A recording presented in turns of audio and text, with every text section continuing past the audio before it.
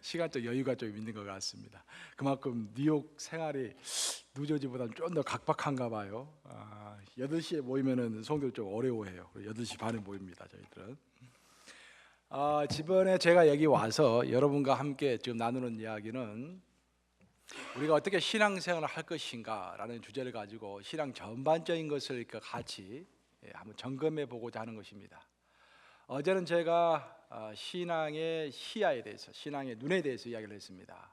우리의 눈은 있다가도 없어지는 일시적인 것에 초점을 맞출 것이 아니라 영원한 것에 초점을 맞춰야 한다라는 그런 이야기를 했습니다. 우리가 무엇을 바라보고 사는 것이, 무엇을 바라보고 살 것인가라는 것들을 점검해 보는 것이 필요하다라는 것입니다.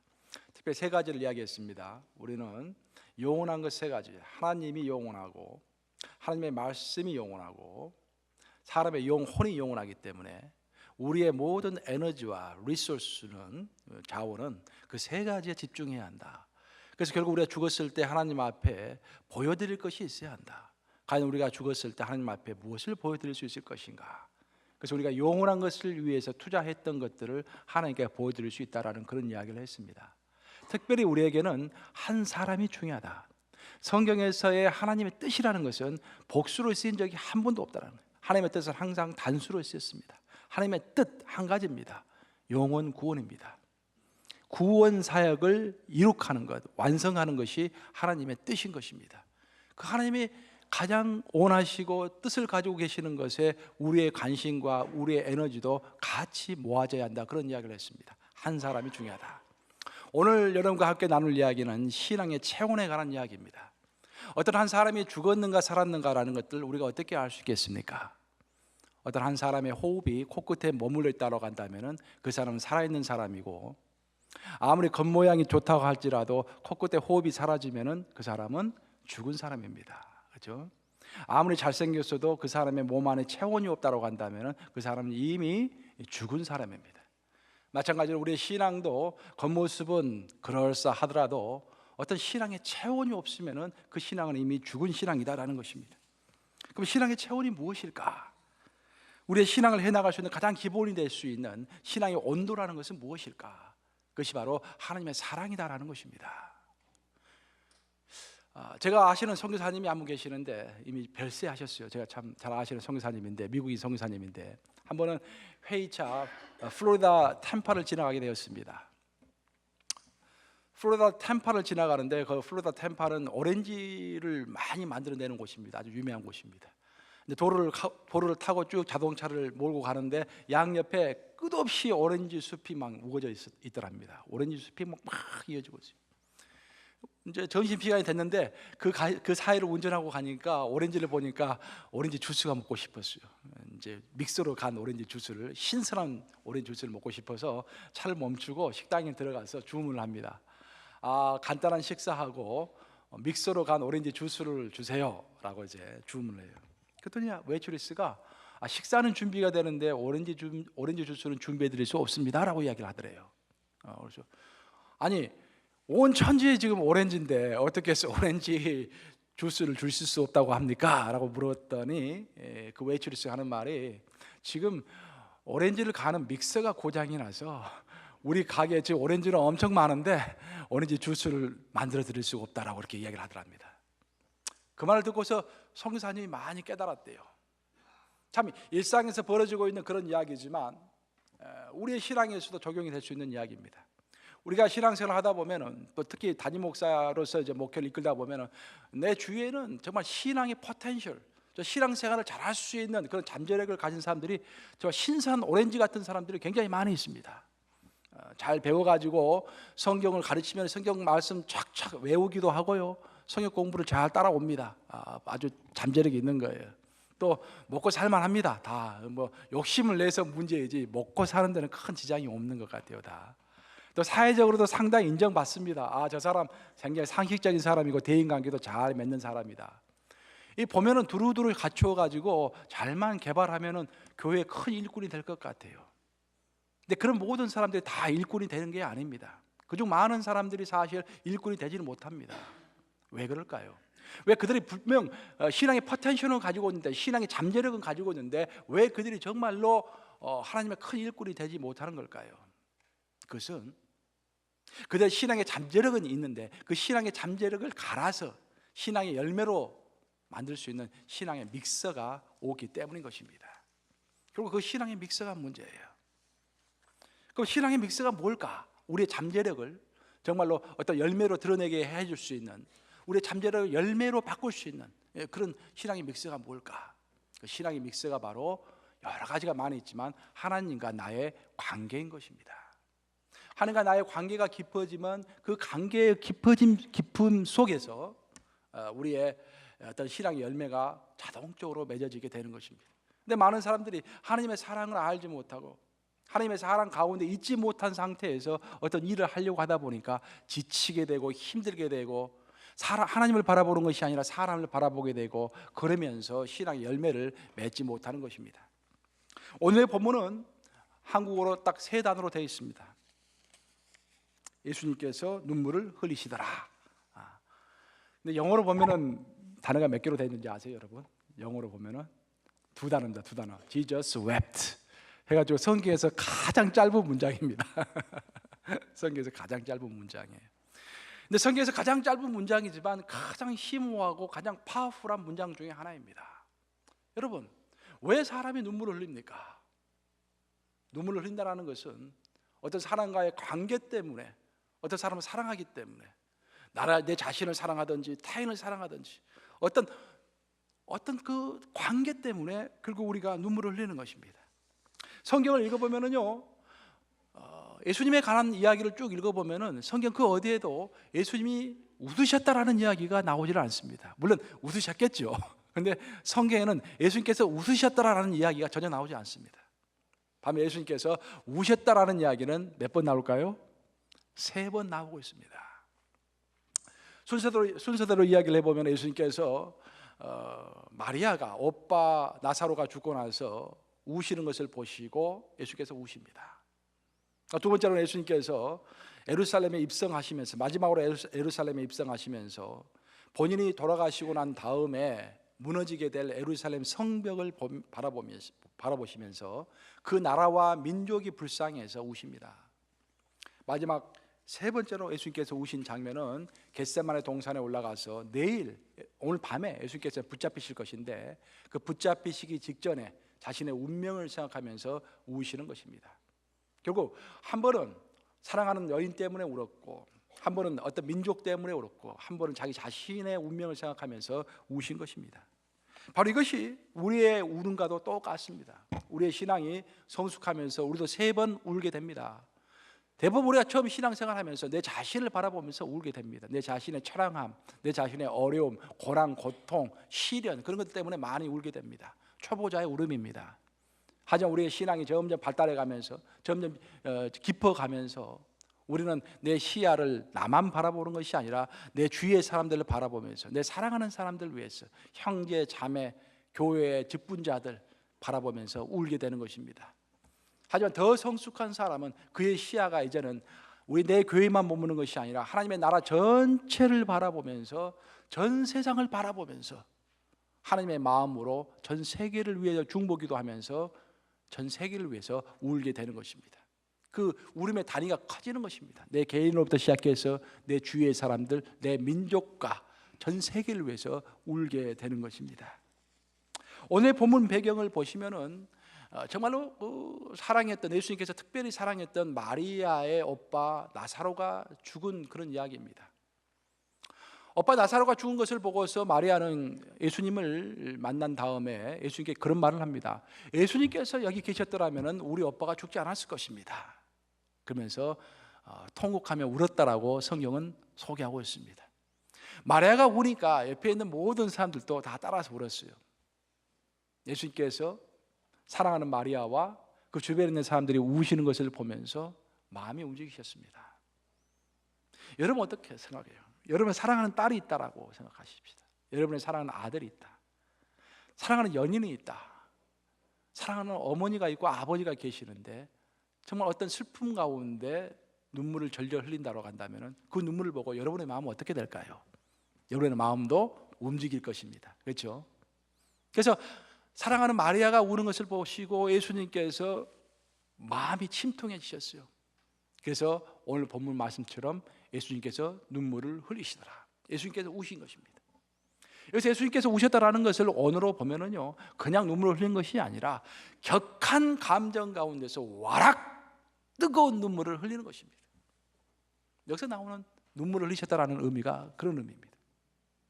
그럼 왜 예수님께서 그렇게 뜨거운 감정을 가지고 와락 눈물을 흘리셨을까요? 우리가 집에서 어떤 벌레가 죽었을 때 그 벌레가 죽은 것을 보고서 와락 눈물을 흘릴 사람은 아무도 없습니다. 그렇죠? 어떤 쓰레기를 보고서 우리가 눈물을 흘리지 않습니다. 하지만 우리가 정말 사랑하는 형제 자매, 또 사랑하는 사람이 눈물을 흘릴 때, 또 그들이 죽었을 때, 그들이 아픔에 처할 때 그들을 보면서 우리는 눈물을 흘리는 것입니다. 왜냐하면 그들과 나 사이에는 특별한 관계가 있고, 그들은 나의 사랑하는 사람이요 나의 귀한 존재이기 때문에 그들 때문에 내가 눈물을 흘리는 것입니다. 우리 예수님도 마찬가지예요. 우리 예수님도 왜 그렇게 뜨거운 눈물을 와락 흘리셨을까? 그것은 마리아가 예수님의 특별히 사랑하는 자였기 때문입니다. 물론 마리아의 언니인 마르다도 분명히 눈물을 흘리고 있었을 것입니다. 마르다도 마리아보다도 마르다가 먼저 예수님을 만났어요. 하지만 마르다를 보고서 예수님께서 눈물을 흘리지 않으셨습니다. 물론 마르다를 덜 사랑한 것은 아닙니다. 하지만 마리아와 관계가 특별했기 때문에 그 마리아가 슬프게 우는 모습을 보면서 예수님은 눈물을 흘리신 것입니다. 사랑하는 여러분, 한마디로 말해서 이것이 바로 관계의 힘인 것입니다. 우리가 신앙생활을 하면서 어떻게 해서 하늘의 권능을 땅으로 내릴 것인가, 어떻게 해서 하나님의 관심을 내 인생에 초청할 것인가, 어떻게 해서 하나님의 눈물을 내 삶으로 가져올 수 있을 것인가, 그 모든 것의 원천은 내 눈물인 것입니다. 내가 눈물을 흘리면서 하나님께 다가서고, 내가 눈물을 흘림으로 진실되게 하나님 앞에 다가설 때 나의 눈물은 하나님의 눈물을 가져오는 것입니다. 결국 성경은 눈물과 능력은 아주 깊은 관계가 있다라고 설명하고 있습니다. 우리가 다윗의 이야기를 잘 압니다. 다윗은 큰 죄를 범했어요.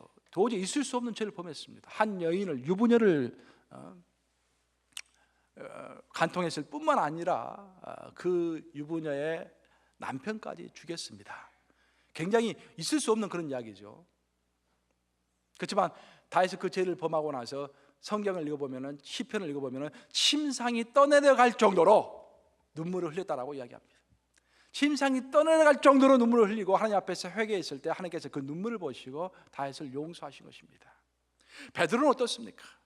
베드로는 정말 있을 수 없는 일을 했습니다. 예수님을 배반한 것입니다. 그것도 3번이나 배반한 것입니다.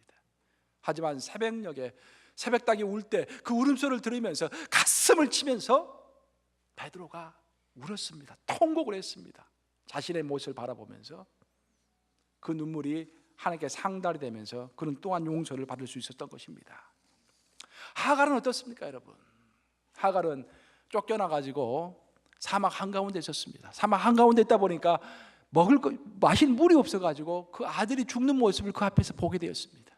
자신이 죽는 것은 괜찮은데 자신의 눈앞에서 자기의 아들이 물이 없어서 죽는 모습을 보면서 울부짖으며 하나님께 부르짖었다고 성경은 소개합니다. 그 울부짖는 그 눈물을 보시고 하나님은 들으시고 그들에게 물을 주셨을 뿐만 아니라 내가 너의 아들을 통하여 큰 민족을 이루겠다라는 약속까지 주셨던 것입니다. 하나는 어떻습니까? 하나는 아이가 없어서 천대를 받던 그런 여인이었습니다. 소원이 아들을 하나 갖는 것이었습니다. 하지만 그 아들을 가질 수가 없었어요. 그래서 흐느껴서 정말 슬픈 눈물을 계속 흘렸던 그런 여인입니다. 근데 그 눈물을 누가 보셨습니까? 하나님이 보시고 그에게 무엇을 주셨습니까? 그의 소원인 아들을 주신 것입니다. 그 눈물을 보신 것입니다. 히스기야 왕은 어떻습니까? 히스기야는 위대한 왕이었지만 그의 죽을 운명이 다가왔습니다. 그래서 하나님은 이사야 선지자를 통해서 히스기야에게 말을 합니다. 너는 곧 죽을 것이다. 그 말을 듣고 히스기야는 어떻게 했습니까? 다른 거 하지 않았어요. 히스기야는 벽을 봤다고 그랬습니다. 벽을, 너가 곧 죽을 것이다 라는 하나님의 음성을 듣고서 벽을 봤습니다. 벽을 향하여서, 다른 걸 보지 않고 벽을 향하여서 눈물을 흘리면서 통곡하면서 하나님께 그렇게 기도했습니다. 하나님, 하나님과 저 사이에 있었던 그 아름다운 추억을 생각해 보시옵소서. 내가 어렸을 때부터 하나님을 따랐고, 내가 어렸을 때부터 하나님께 기도했고, 하나님의 음성을 들으면서 정치를 했지 않습니까?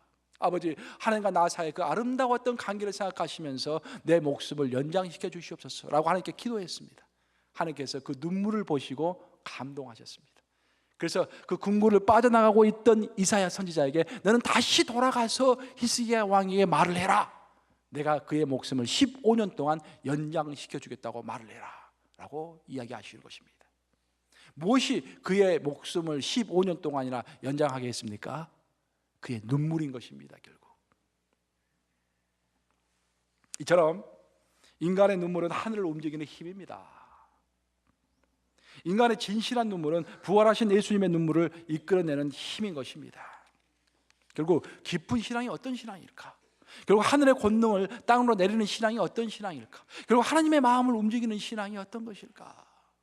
어떻게 하면 신앙생활다운 신앙생활을 할 수 있을까? 그것은 결국 눈물과 눈물의 관계인 것입니다. 예수님이 눈물을 흘리시는 가장 기본적인 근본적인 이유는 우리를 사랑하시기 때문입니다. 자, 한번 따라서 해보시겠습니다. 예수님이 눈물을 흘리는 이유는 우리를 사랑하기 때문이다. 믿으십니까, 여러분? 여러분들도 예수님 사랑하시죠? 그럼 우리가 어떻게 기도해야겠습니까? 눈물로 기도해야 하는 것입니다. 여러분, 이런 질문을 한번 생각해 보세요. 가룟 유다는 예수님을 배반하고 나서 스스로 목숨을 끊었습니다. 근데 만약 가룟 유다가 죽지 않고 하루만 더 살았더라면 어떤 일이 일어났을까요, 여러분? 그 생각해 보신 적 있으세요? 예수님께서 가룟 유다를 용서했을까요? 용서하지 않았을까요? 분명히 용서했을 것입니다. 예수님을 3번 배반한 베드로도 용서하셨는데 예수님을 한 번 배반한 유다를 예수님께서 용서하지 않을 리가 없습니다. 그런데 유다는 예수님의 사랑을 몰랐던 것입니다. 그 하루를 견디지 못했던 것입니다. 그 하루만 견디고 있었더라면 부활하신 예수님께서 나타나셔서 분명히 유다를 용서했을 것입니다. 우리는 유다의 이야기를 할 때 보통 사람들이 유다의 예수님 하나님의 절대 애정 때문에 유다가 죽었느냐, 아니면 유다가 자기의 의지로 개인적인 인간의 의지를 통해서 죽었느냐, 그런 신학적인 이야기를 보통 합니다. 하지만 여러분들이 아셔야 할 것은 뭐냐면은 신학을 뛰어넘는 것, 인간의 의지, 하나님의 절대 애정, 그런 모든 것을 뛰어넘는 것이 한 가지 있는데 그것은 하나님의 사랑이다라는 것입니다. 하나님의 사랑을 가로막을 수 있는 것은 아무것도 없습니다, 여러분. 가룟 유다처럼 예수님을 배반해서 예수님을 십자가에 못 박았다고 할지라도 그것조차도 하나님의 사랑을 가로막을 수는 없는 것입니다. 가룟 유다가 예수님을 배반했지만 정말로 가룟 유다가 하루만 더 살았더라면 분명히 예수님은 그에게 다가오셔서 그의 죄를 용서하시고 그걸 다시 한번 회복시켰을 것입니다. 그리고 오히려 베드로보다도 더 큰 사도로 사용했을 것이라고 저는 믿습니다. 왜냐? 죄가 깊은 곳에 뭐가 깊습니까? 은혜가 깊은 것입니다. 그만큼 큰 죄를 지은 사람이기 때문에 그만큼 회개도 깊었을 것입니다. 회개가 깊은 만큼 그는 목숨을 걸고 예수님의 일을 했을 것입니다. 근데 그 하루를 참지 못하고 죽은 거예요. 왜 그랬을까요? 하느님과 예수님과 3년 동안 함께 있었음에도 불구하고 예수님의 사랑을 몰랐던 것입니다. 모든 것을 용서하실 수 있는 하나님의 사랑을 몰랐던 것입니다. 그것이 우리의 모습일 수가 있습니다. 우리가 이렇게 열심히 신앙생활을 하면서 10년, 20년, 40년, 40년 이민생활을 하면서 이렇게 열심히 내 모든 것을 바쳐서 신앙생활을 하는 것 같은데, 알 것은 다 아는 것 같은데, 성경을 다 아는 것 같은데 정말 핵심적인 것 한 가지를 모르는 것입니다. 하나님의 사랑을 모르는 것입니다. 그 하나님의 사랑은 모든 것을 뛰어넘을 수 있는데, 내 모든 약점과 내 모든 죄와 내 모든 못난 것을 다 뛰어넘을 수 있는데 그 하나님의 사랑 하나를 모르는 것입니다. 저는 언제 하나님의 사랑을 알게 됐냐면요, 좀 조심스러운 간증이지만 부흥회니까 제가 한번 할게요.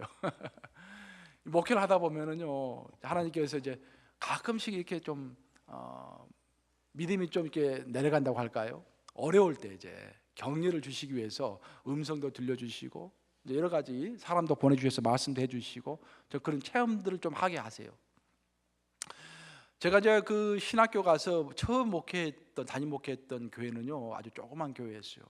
출발이 어느 교회든지 미약하죠. 지금은 제가 이제 롱아일랜드에서 목회를 44년 된 교회입니다. 저희 교회가. 그래서 이제 지금 뭐 큰 무리 없이 목회를 하고 있는데, 처음에 목회할 때는 교회가 성도 한 7명밖에 없는 그런 교회였습니다. 개척교회 비슷한 그런 교회였습니다. 그 교회가 주중에는 전혀 활동이 없고요, 주일 예배 딱 하나만 드리는 그런 교회였습니다. 그러니까 주중에 나와서 할 게 없어요. 교회 나오면 성도도 없고 프로그램도 없고. 그러니까 제가 뭐 하겠습니까? 주로 기도하고 책을 읽는 거예요.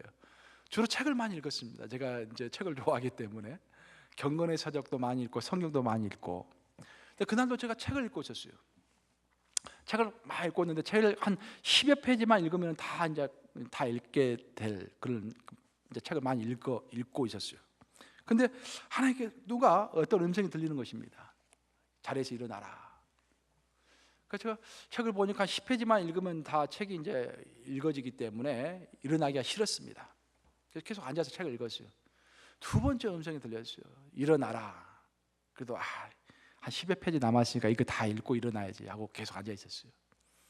근데 또 세 번째 음성이 들리는데 일어나라라고 그러는데 저도 모르게 그냥 벌떡 일어났어요. 벌떡 일어났더니 내가 본당으로 가라. 무릎을 꿇어라. 그래서 저는 이제 본당에 가면은 지금도 저희 교회에서 그렇게 하지만 십자가 앞에서 제일 앞에 앉아서 제가 무릎 꿇고 기도합니다. 이제. 근데 거기 가서 이제 본당에 가서 십자가 앞에서 무릎 꿇고 기도하는데 무릎을 꿇자마자 영안이 열린다라는 것이 이런 것이구나라고 하는 것을 처음으로 체험을 했는데, 눈이 시야가 확 열리면서 어떤 전혀 새로운 차원의 세계를 확 보는 거예요. 이게. 그러면서 어떤 한 분이 나타나셨는데, 제가 평상시에 예수님은 이런 모습일 것이다라고 생각하는 하얀 도포를 입으신 그런 예수님께서 나타나셨어요. 나타나셔가지고 저를 딱 안으십니다. 아는 순간 제 입에서는 방언이 나오는데 일반 방언이 아니라 노래 방언, 노래로 하는 방언이 이렇게 자꾸 나오는 거예요. 처음으로 이제 그걸 경험을 했어요. 제 입은 이제 자동적으로 움직입니다. 그리고 내 눈은 전혀 새로운 세상을 보고 있습니다. 그때 예수님께서 나타나셔서 저를 딱 안으시고 춤을 추시는데 왈츠 비슷한 그 곡으로 이제 그 제가 입으로 나오는 방언에 맞춰가지고 춤을 추십니다. 이제 제가 있었던 교회는 성도는 7명이었지만 교회는 한 600명 정도 앉을 수 있는 큰 교회였어요. 그래서 그 교회 사이를 막 빙글빙글 돌면서 막 춤을 추시는 거예요. 제가 깜짝 놀랐어요. 처음으로 느낀 게 여자들이 남자에게 안겨서 춤을 추는 것, 브루스를 춘다라는 그때 그 느낌이 이런 것이겠구나라는 것들을 처음 느꼈습니다. 예수님께서 저를 착 안으시고 춤을 추시는 거예요. 한참 춤을 췄어요. 얼마 정도, 한 30분 정도 했나요? 그리고 한참 춤을 추고 나시는데 딱 끝나고 나서 예수님께서 제 입이 딱 멈추더니 춤도 멈췄습니다. 그래서 예수님께서 마지막 말씀하시는데 그렇게 말씀하셨어요. 내가 너희를 사랑한다. 내가 너희를 사랑한다. 내가 너희를 사랑한다. 너는 이 말을 내 양떼들에게 전해라 라고 하나님께서 가셨어요. 예수님께서 올라가셨어요. 저는 그 말을 듣고서 정말로 눈물겹게 두 가지가 굉장히 새로웠습니다. 첫 번째 새로웠던 것은 뭐냐면 이렇게 작은 교회, 이렇게 무너져가고 있는 교회도 하나님께서 보시는구나. 그래서 요한계시록에 보면은, 요한계시록 2장에 보면은 7교회가 나오잖아요. 초대 7교회를 예수님께서 바라보시는 내용이 나오지 않습니까? 이렇게 조그만 교회도 하나님의 관심은 교회 사이즈에 상관이 없이 하나님의 관심은 사람에게 있는 것이구나. 굉장히 새로웠어요. 진짜로 하나님이 보고 계시는구나. 물론 우리가 그래서 믿지만 정말 새로웠습니다. 진짜로 하나님께서는 체리일 교회를 보고 계실까요? 보고 계시지 않으실까요? 보고 계시는 거예요. 우리는 하나님이 진짜 있을까라고 우리의 모습을 바라보고 계실까? 우리의 회의하는 모습, 예배드리는 모습, 이 새벽기도 하는 모습 정말 하나님이 보고 계실까? 라고 생각하지만 실제로 보고 계시는 거예요. 두 번째로 제가 놀랐던 것은 뭐냐면 예수님께서 강 목사 내가 너를 사랑한다라고 하지 않고 내가 누구를? 너희를 사랑한다라는, 너희를, 그 작은 회중 7명 모두를 사랑한다라고 말씀하시는 거예요. 너희를 사랑한다. 그 말 듣고 내가 얼마나 가슴이 미어졌는지 모릅니다. 이 조그만 7명도 하나님께서 지켜보시고 정말 사랑하고 계시는구나. 그것을 하나님이 전하라는 거예요. 그래서 그 주에 제가 설교를 했는데 지금도 설교 제목을 제가 기억하고 있습니다. 동행의 기쁨이라는 설교예요. 동행의 기쁨. 하나님이 우리와 동행하시기 때문에 우리가 얼마나 기쁜가라는 그 설교를 제가 했습니다. 그 설교를 녹음해가지고 감독님에게 보냈어요. 그 당시에 이제 한국인 박정찬 감독님이 우리 연예 감독님이셨기 때문에 감독님에게 이 설교 한번 들어보라고 CD로 구워서 보냈습니다. 들었는지 듣지 않았는지 모르겠어요. 근데 너무 감동스러워가지고 제가 그것을 보낸 적이 있습니다. 하나님의 사랑이 이런 것입니다. 사람이 많고 좋고가 문제가 아니라 하나님께서는 우리에게 정말 큰 관심과 사랑을 갖고 계시는 것입니다. 제가 아는 어떤 사람이 그런 이야기를 저에게 해준 적이 있어요. 이 사람이 어떤 상습적인 죄 때문에 괴로워했습니다. 교회에서는 사람들이 다 훌륭하다고 그러는데 좋은 신앙이라고 하는데 아무도 모르는 죄를 혼자 짓고 있는 거예요. 그래서 하나님 앞에서 눈물을 흘리면서 기도했습니다. 하나님, 제가 이 죄를 끊을 수가 없습니다. 주님께서 저를 도와주세요 라고 이렇게 기도를 했습니다. 그랬더니 그렇게 말씀하시더래요. 뭐 하나님의 음성을 들었는지 잘 모르겠습니다. 그렇게 말씀하시더래요. 사랑하는 아들아, 너는 죄를 지어서 너 마음이 힘들지. 근데 너는 죄를 지을 때 그것을 보고 있는 내 마음이 어떠했을까라는 것을 한 번이라도 생각해 본 적이 있니? 라고 말씀하시더래요. 그러자 그분이 정신이 번뜩 들더래요. 아, 그렇구나. 하나님 나를 너무도 사랑하시는데 내가 죄를 지을 때 그것을 보고 계시는 하나님의 마음이 어떨까라는 것을 생각하는 순간부터 그 죄가 딱 끊어지더래요. 사랑하는 여러분, 하나님의 사랑은 이처럼 우리의 죄도 다 끊게 만드십니다. 그렇죠? 정말로 내가 이런 죄를 하나님께서 기뻐하시지 않는 이 죄를 하나님께서 지금 다 보고 계시는데 내가 이런 죄를 범하면 하나님의 마음이 어떨까라고 생각하면 우리는 그런 죄도 다 끊게 되는 것입니다. 이처럼 하나님의 사랑은 우리의 죄도 끊게 하시고 우리의 절망도 극복하게 하시고 우리에게 삶에 어떤 새로운 희망을 가져다 줍니다. 성경에 드러나는 하나님의 사랑의 특징을 한마디로 요약한다면 하나님은 우리를 기대하시고 기다려주시는 하나님이십니다. 한번 따라서 해보시겠습니다. 하나님의 사랑은 기다려주시는 사랑이다. 그래서 칼바르트, 20세기 최고의 신학자라고 합니다. 칼바르트, 우리 신학의 개신교 신학의 최고봉이라고 합니다. 칼바르트는 그런 유명한 말을 했습니다. 하나님은 온 땅을 두루 살피셔가지고 사랑할 만한 자를 골라서 사랑하는 분이 아니시라 사람을 사랑할 만한 자로 만들어 가시면서 사랑하시는 하나님이시다. 그런 유명한 말을 했습니다. 하나님은 이 체리힐 교회를 쭉 보시면서 내 이 중에서 사랑할 만한 사람이 누굴까 보시면서 그 사람을 선택해서 사랑하시는 그런 하나님이 아니십니다. 하나님은 쭉 보시면서 그 누가 됐든지 하나님께서 사랑하고자 하시는 분을 만들어 가시면서 사랑하시는 그런 하나님인 것입니다. 하나님 우리를 고쳐 가시면서 사랑하세요. 그래서 우리가 희망을 갖는 것입니다. 사실 내 모습을 보면 하나님께서 나를 사랑하실까라는 의문이 들 때가 얼마나 많습니까? 근데 하나님은 우리를 고쳐 가시면서 우리를 사랑하시기 때문에 그 하나님을 보면서 그 하나님 우리를 기다려 주시고 고쳐 가시고 우리에 대해서 희망을 품는 하나님을 보면서 우리 또한 희망을 갖게 되는 것입니다. 그런 이야기가 있어요. 어떤 사람이 큰 죄를 범했대요. 큰 죄를 범해서 너무나 큰 죄를 범했기 때문에 이 죄를 하나님께서 용서해 주실 수 있을까라는 그런 의문이 들었습니다. 그래서 좀 산속에 있는 수도사를 찾아갔어요. 수도사를 찾아가서 그렇게 고백을 합니다. 내가 너무나 큰 죄를 범했습니다. 근데 이 죄를 하나님께서 용서해 주실 수 있을까요? 그러자 수도사가 그렇게 이야기를 하더랍니다. 당신의 옷이 찢어지면 어떻게 합니까? 그 옷을 버리십니까? 아니요, 버리지 않고 그냥 수선해서 입습니다. 우리 하나님도 마찬가지입니다. 하물며 당신이 찢어진 옷도 수선해서 입는다고 한다면은 우리 하나님은 정말 자신이 친히 창조한 그 인간이 그 어떤 죄를 범했다 할지라도 그걸 버리겠습니까? 그 인간도 수선해서 다시 사용하시는 것입니다 라고 답변했더니 그 사람이 죄를 회개하고 새 사람이 되었다라는 그런 이야기입니다.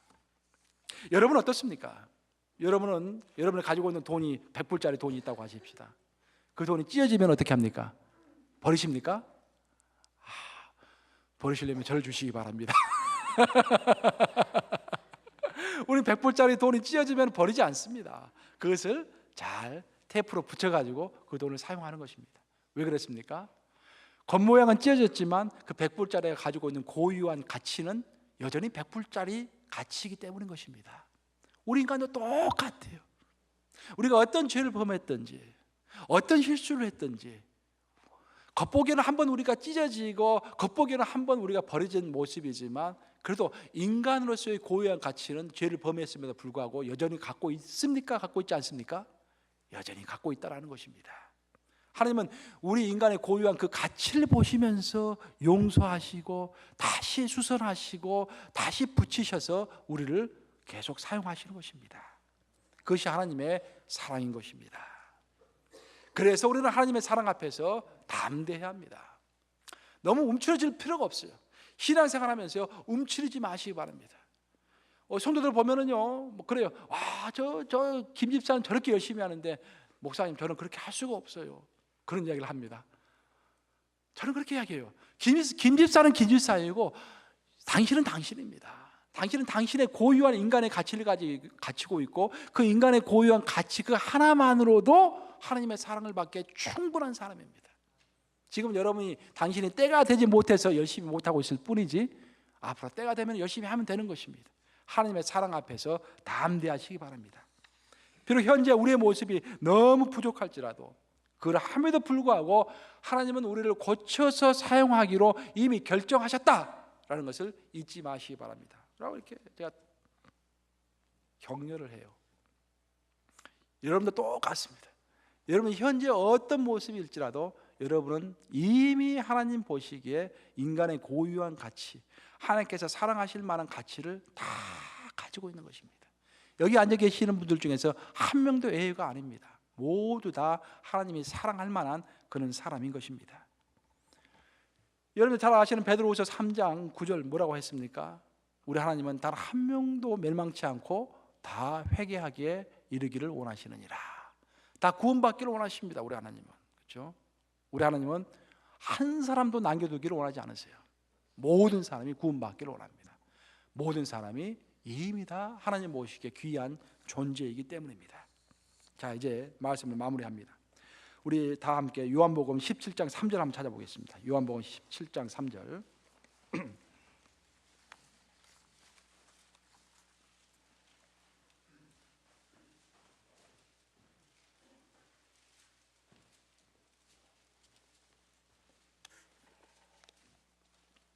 요한복음 17장 3절을 우리 함께 같이 읽습니다. 요한복음 17장 3절 시작. 영생은 곧 유일하신 참 하나님과 그가 보내신 자 예수 그리스도를 아는 것이니라. 영생, 우리의 신앙의 목표 중에 하나가 영원한 생명을 얻는 것입니다. 그래서 천국의 소망을 지금부터 품는 것입니다. 그렇죠?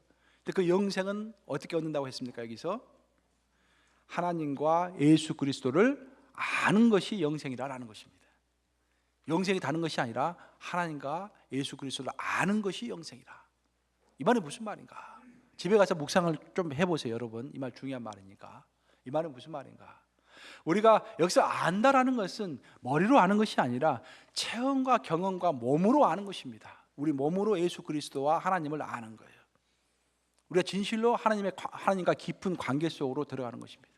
우리가 하나님의 사랑 안으로 들어가고 하나님과 깊은 관계 속에 있을 때 그것만이 우리의 영원한 생명을 보증해 준다라는 그런 말입니다. 물론 우리가 마음으로 믿고 입으로 신해서 구원을 얻는 것이지만 그것보다 더 확실한 방법은 내가 이미 지금 살아계시는 하나님의 영, 성령 안에 들어가서 그분의 사랑 가운데, 그분과 사랑 가운데서 우리가 관계를 맺고 교제하고 함께 살아갈 때 그것이야말로 우리가 영원한 영생을 얻는 가장 확실한 보증된 방법이라는 것입니다. 여러분이 죽었을 때 천국에 갈 것을 어떻게 확정하십니까, 여러분? 여러분이 영원한 생명을 얻었다는 것을 어떻게 확정하십니까, 여러분? 가장 확정할 수 있는 가장 실질적인 방법은 이미 살아계신 하나님의 영, 성령 안에 들어가서 그분과 함께 관계 속에서 깊은 인티머시, 친밀한 관계 속에서 살아가는 것입니다. 그랬을 때 우리는 의문할 여지가 없이 이미 영원한 생명을 지금부터 누리고 있는 것입니다. 어떤 목사님이 새로운 교회에 새롭게 부임하셨어요. 그랬더니 어떤 여자 성도가 오셔가지고 너싱홈에 있는 저희 아버님을 방문해 주세요라고 신방 요청을 했습니다. 그래서 목사님이 한번 가봤어요. 병원에 갔더니 어떤 노인이 침대에 누워 있는데 몸은 굉장히 허약해 보이는데 얼굴은 그냥 굉장히 빛이 나더래요. 보통 사람이 아니구나. 그래서 이제 가서 봤더니 침대 옆에 목사님 혼자 신방을 갔는데 그 옆에 이제 아주 좋은 의자가 2개가 딱 있더래요. 그래서 목사님이 이제 좀 앉으려고 가서 앉으려고 했더니 그 노인이 딱 그러더래요. 목사님, 그 자리는 앉지 마시고 이 옆자리에 앉으세요. 그러더래요. 그래서 목사님이 또 누가 오시는가 보죠? 라고 이야기했더니 아니, 이미 와 계십니다. 이 의자에는 지금 예수님이 앉아 계세요. 예수님이 항상 저를 보고 계십니다. 여기 앉아서. 저는 항상 예수님과 대화하면서 침대에 이렇게 누워 있습니다. 목사님이 굉장히 큰 감명을 받았어요. 정말 예수님과 동행하시는 분이시구나. 그래서 이분이 얼마 있다가 돌아가셨다는 이야기를 들었습니다. 그 딸로부터. 그러니까 딸이 그런 이야기를 합니다. 목사님, 그날은 제가 음식을 사려고 잠시 이제 바깥에 나간 사이에 아버지께서 돌아가셨어요. 그런데 간호사가 저기 그런 이야기를 해줬습니다. 아버님이 돌아가실 때 안간힘을 다해서 일어나시더니 그 의자에 얼굴을 묻고서 돌아가셨대요. 그렇게 이야기를 하더래요. 그때 목사님이 알아차리셨습니다. 이분이 예수님의 무릎에 머리를 기대고 돌아가셨구나 라는 것을 알 수가 있었다라는 그런 이야기를 제가 들었습니다. 이것이야말로 살아있는 동행이 아닙니까, 여러분? 예수님이 내 바로 옆에 계시다.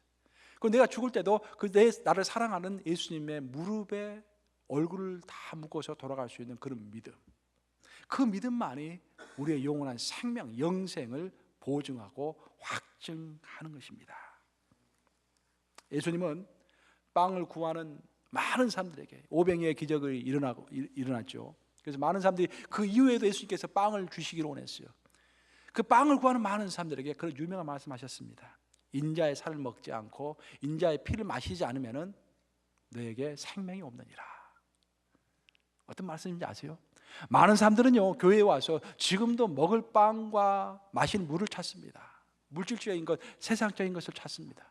그 세상적인 것을 찾는 사람들에게 예수님께서 하신 말씀이 너희가 인자의 살을 먹지 아니하고 인자의 피를 마시지 않으면 그 가운데 생명이 없느니라. 인자의 살, 인자의 피라는 것은 상징적인 의미입니다. 예수님과 그만큼 예수님의 살이 내 살이 되고 예수님의 피가 내 피가 될 정도로 예수님과 완전히 하나가 되지 못하면 그 안에 생명이 없느니라라고 예수께서 말씀하신 것입니다. 결국 우리의 모든 영생의 보존과 모든 신앙의 원동력과 힘, 모든 것은 예수님과 내가 예수님의 피가 내 피가 되고 예수님의 살이 내 살이 될 정도로 완전히 하나가 되는 것입니다. 이렇게 예수님의 살과 피가 나의 일부가 되었을 때 우리가 지금 이곳에서부터 영생을 누리고 또 마지막 날에 우리가 부활의 몸을 입을 것을 확신하게 되는 것입니다. 자, 여러분, 우리 모두는 이제 죽게 됩니다. 언젠가는 죽게 되겠죠. 여러분의 죽음의 마지막 순간이 어떨 거라고 생각하십니까? 많은 죽음이 있는데요, 저에게 가장 큰 감명을 줬던 죽음은 사실 존 웨슬리의 죽음입니다. 존 웨슬리가 죽으면서 딱 한마디를 하고 죽었어요. 죽었을 때 마지막에 굉장히 정신이 혼미했대요. 근데 죽기 바로 직전에 정신이 딱 들면서 이 말을 하고 죽었습니다. 좋은 것 중에 가장 좋은 것은 하나님이 나와 함께 하는 거라네 라고 하면서 얼굴에 만면에 웃음 띄고 돌아가셨어요. 여러분, 좋은 것 중에서 가장 좋은 것은 뭡니까? 살아계신 하나님이 우리와 함께 한다라는 것입니다.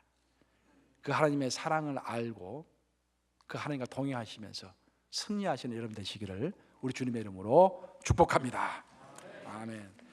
자, 우리 이 시간에 찬송 한 곡 부르고 감사의 통성으로 기도하겠습니다. 하나님의 사랑을 눈물로 갈구하는 그런 기도를 드리도록 하겠습니다. 우리 304장 함께 부르시겠습니다. 304장.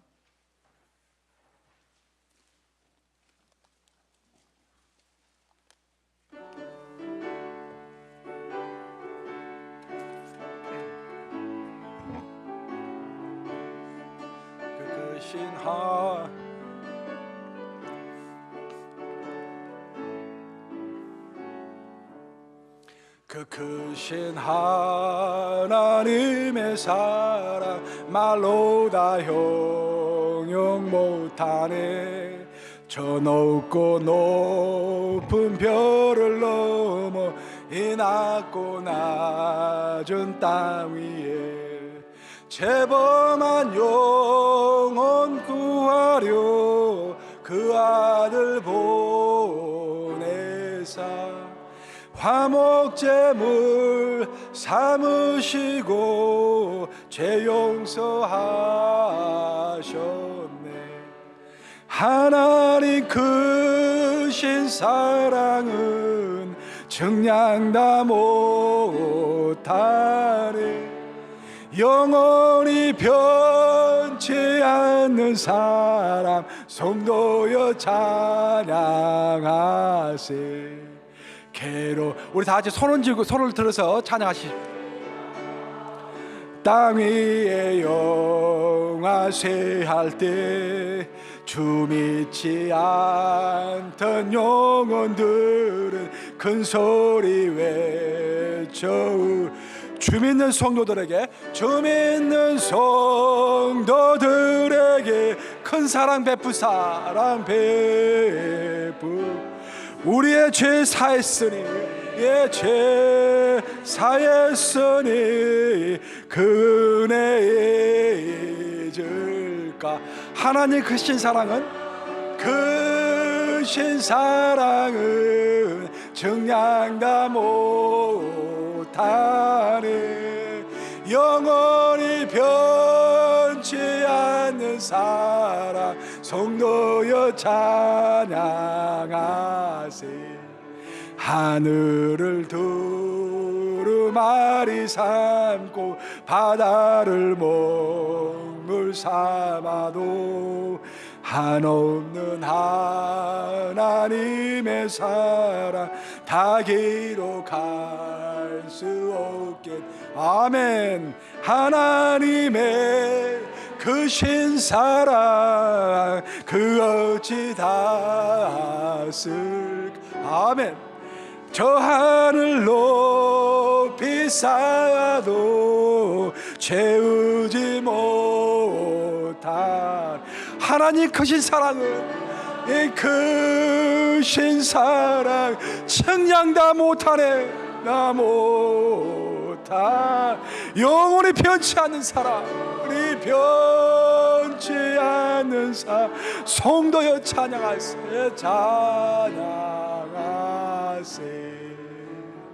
자, 이 시간에 우리 주여 3장 크게 하시면서 하나님의 사랑이 내 안에 거할 수 있도록 내 신앙이 정말 주 앞에서 눈물로 주께 다가서는 정말 하나님의 사랑을 의심치 않고 내 현재 모습이 그 어떤 모습일지라도 내가 그 어떤 고통과 좀 어려운 가운데 있을지라도 하나님의 사랑이 승리할 것을 믿으면서 내 삶이 다시 한번 일어서기를 간구하는 마음에 주여 3장 하시면서 크게 통성으로 기도하시겠습니다.